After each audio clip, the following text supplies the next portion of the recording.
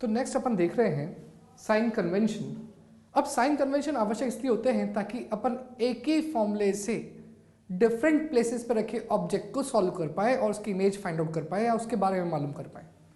तो sign convention के लिए अपन कुछ चीजें कंसिडर कर रहे हैं। सबसे पहली बात कि सारे डिस्टेंस हमेशा पोल से मेजर करने हैं। ध्यान रखें, सारे डिस्टेंस हमेशा पोल से मेजर करने हैं। अगर डिस्टेंस जो मेजर हो रहा है वो इंसिडेंट रे के अपोजिट मेजर हो रहा है तो उसको कंसिडर करेंगे नेगेटिव। डिस्टेंस जो मेजर हो रहा है अगर वो इंसिडेंट रे के सेम डायरेक्शन में कंसिडर कर रहे हैं और सेम डायरेक्शन में मेजर कर रहे हैं तो उसको कंसिडर करेंगे पॉजिटिव। वापस बोल रहा हूं, इंसिडेंट रे क्या है? लाइट के पास क्या है? एनर्जी। तो और आसान शब्दों में बोल रहा हूं, अगर कोई भी एनर्जी का फ्लो है, सारे डिस्टेंस पोल से मेजर होंगे, तो in the same direction of energy flow, मैंने क्या बोला? In the same direction of energy flow, तो कंसिडर करेंगे पॉजिटिव।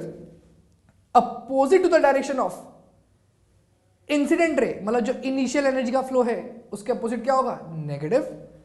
और above the principal axis positive, below the principal axis negative. तो ये बात ध्यान रखना, ये सारी चीजें मैंने लिखी है। Along the principal axis distance are measured from pole. दूसरा, distance in the same direction of incident ray are considered as positive and in the opposite direction are considered as negative. Distance above the principal axis are considered as positive and below the principal axis as negative. Next अपन देख रहे हैं rules for image formation. अब कोई भी image बनाने के लिए अपने को कुछ रूल्स फॉलो करने पड़ते हैं। वैसे आपने 10th क्लास में सबको देखा हुआ है, पर एक फटाफट से अपन सबको एक रिविजन कर लें।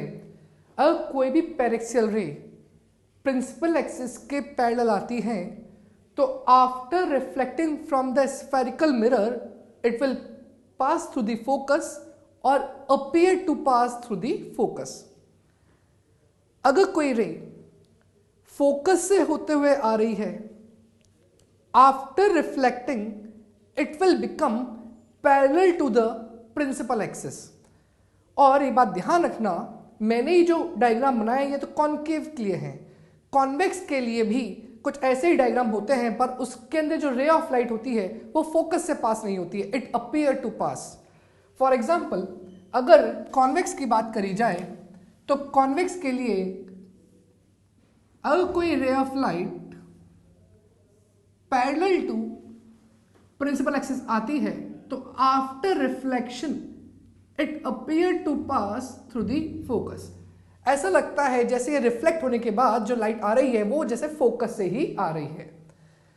नेक्स्ट, अगर कोई ray of light centre of curvature से जाती है और मिरर को स्ट्राइक करती है तो ये उसी पाथ को रिट्रेस कर लेती है जिस पाथ से आती है। ऐसा क्यों हुआ? क्या सारे नॉर्मल हमेशा अलोंग द रेडियस होते हैं? और ये रे ऑफ लाइट भी क्या है? अलोंग द रेडियस ही जा रही है। इसका मतलब इस पॉइंट पर एंगल I 0 है तो एंगल R भी कैसा होगा? 0 होगा। तो लाइट अपने पाथ को रिट्रेस कर जाती है। तो बच्चों एक बात ध्यान रखना, जब भी कोई रे ऑफ लाइट मिरर को परपेंडिकुलर स्ट्राइक करेगी तो after striking it will retrace its path on the same path. इसका मतलब ये हुआ कि जिस पाथ से वो आई है उसी पाथ को वापस वो क्या कर देगी? रिट्रेस कर लेगी। कब? जब वो मिरर को परपेंडिकुलर स्ट्राइक कर रही है या फिर उसका एंगल आई क्या हो? 0 हो। अगर इंसिडेंट रे पोल पे स्ट्राइक करती है तो क्या ये जो प्रिंसिपल एक्सिस है ये खुद ही नॉर्मल इसी के अलोंग है?